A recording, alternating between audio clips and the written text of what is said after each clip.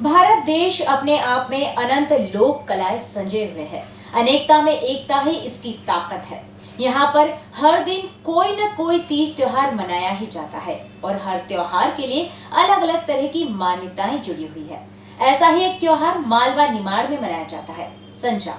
जी हाँ, संजा जिसे युवतियों द्वारा घरों की दीवार पर गोबर से कई प्रकार की प्रतिकृति बनाकर संजा माता के गीत गाकर 16 दिनों तक शाम को संजा माता की पूजा और प्रार्थना की जाती है।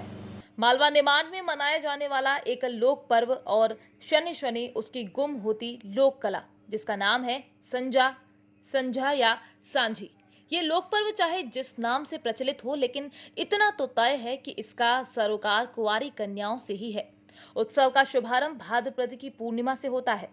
उन दिनों श्राद्ध पक्ष का भी समय होता है। कहा जाता है कि 16 दिनों के लिए संज्ञा माता अपने पीहर लौटती हैं और वो वहां पर सहेलियों के साथ खूब हंसी ठिठोली करती है। सहेलियों के बीच संजा बाई को लेकर किया जाने वाला परिहास बेहद स्वस्थ होता है, क्योंकि उसका माध्यम लोकगीत है। संजा का पर्व न सिर्फ कला और संस्कृति के साथ होता है, बल्कि लोकगीत की विधा से कन्याओं के आचरण और उनके भावी जीवन से जुड़े संकेतों को भी प्रस्तुत करता है।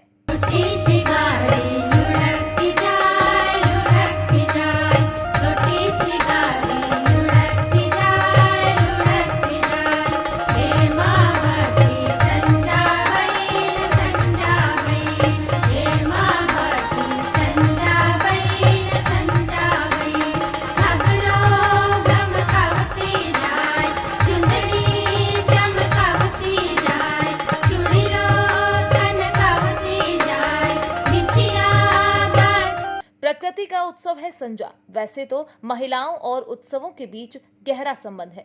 उत्सवों में उत्साह और रस दोनों स्त्रियों से ही है, लेकिन संजा उत्सव की विशिष्टता ये है कि ये महिलाओं को प्रकृति और पर्यावरण से जोड़े रखने का कार्य भी करता है। संजा को रूप देने में आधार गाय का गोबर होता है और उसे पूरित फूल पत्तियां करती हैं। इसी तरह कच्ची पक्की दीवारों पर एक कला जन्म लेती है। प्रत्येक दिन एक नई आकृति का निर्माण होता है, जिसमें पूनम के दिन पाटला, दूज को बिजारू, छठ को छाबड़ी, सप्तमी को स्वास्तिक और अंतिम दिन किलाकोट बनाया जाता है। खेल खेल में गाते हैं गीत। पुराने समय में अधिकांश घरों में लड़कियों को बाहर जाकर खेलने की अनुमति नहीं होती थी, खासकर जब उनकी आयु विवाह योग्य हो जाए। ऐसे में संजा के दिनों में जब सहेलियां इकट्ठा होकर संजा माता का पूजन करती थीं, तो वे लोक गीतों के साथ आंगन में बैठकर खेले जाने वाले छोटे मोटे खेलों को भी इसमें शामिल कर लेती थीं। लड़कियां अपने घरों से प्रसाद के डिब्बे लेकर आती थी और लोक गीत गाते हुए उस डिब्बे में प्रसाद को ऊपर नीचे करती थीं। प्रसाद की आवाज और सुवास से अन्य सहेलियां उस प्रसाद का अनुमान लगाकर बताती थीं और मिल बांटकर उसे खाया जाता था। अंधेरा होने से पहले लड़कियां अपने घरों को लौट जाती थीं।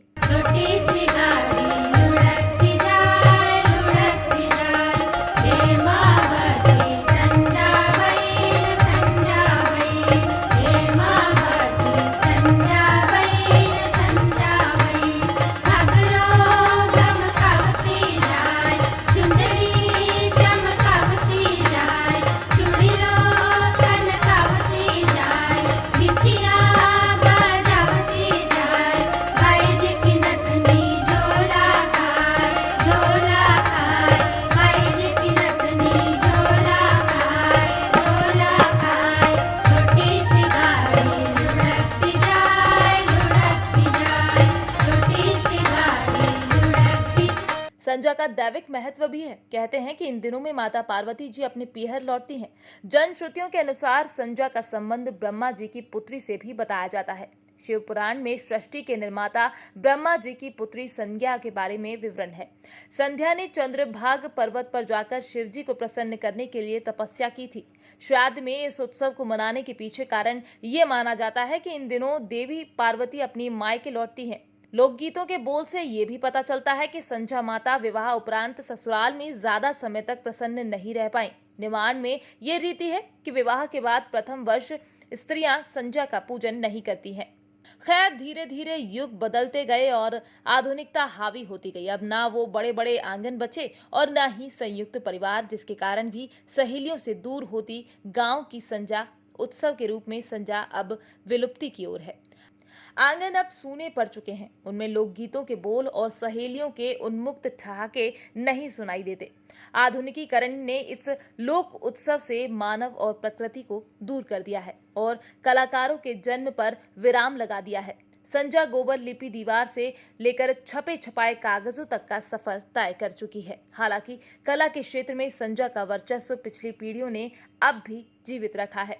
दीवारों को सजाने के लिए स्टिकर और तस्वीरों के रूप में संजा की आकृति निमाड़ और मालवा क्षेत्र में उपलब्ध रहती है। बाजार में ये कला अपना घर नहीं खोज पाई है, लेकिन प्रदर्शनियों में कलाकारों के बल पर कहीं न कहीं इसे एक छोटा सा कोना अक्सर मिल ही जाता है। रेड 9 के दर्शकों के लिए बड़वानी से हर्षित सोनी की ये खास पेशकश।